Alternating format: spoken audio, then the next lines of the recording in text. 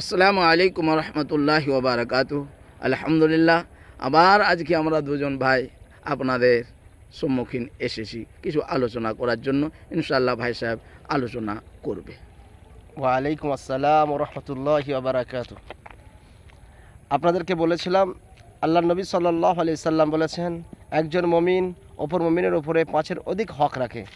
তার মধ্যে প্রথম সালাম হয়ে গেছে, দ্বিতীয়বার বলেছি বিমার পড়শি সম্পর্কে, অসুস্থ ব্যক্তিকে দেখার অধ্যায়ের ব্যাপারেও বলেছি। আজকে বলবো কোনো মৃত্যু মানুষের জানাজায় শরীক হওয়ার জন্য। আল্লাহ রসুল সাল্লাল্লাহু আলাইহি সাল্লাম বলেছেন এটাও একটা হক। কোনো আপনার মুসলমান ভাই ইন্তেকাল করেছেন, আপনি শুনেছেন, আপনি তার জানাজার মধ্যে শরীক হন। আল্লাহ রসুল সাল্লাল্লাহু আলাইহি সাল্লাম এটাও বলেছেন, যদি কেউ জানাজা পড়লো এবং দাফন কাফন পর্যন্ত শেষ করলো, আল্লাহ রসুল সাল্লাল্লাহু আলাইহি সাল্লাম বলেছেন তার জন্য 2 কিরাত তার আমল নামায় সওয়াব দান করা হয়। বলুন সুবহানাল্লাহ। সুবহানাল্লাহ। আল্লাহ পাক আমাদেরকে আমল করার তৌফিক দান করুক। আমিন।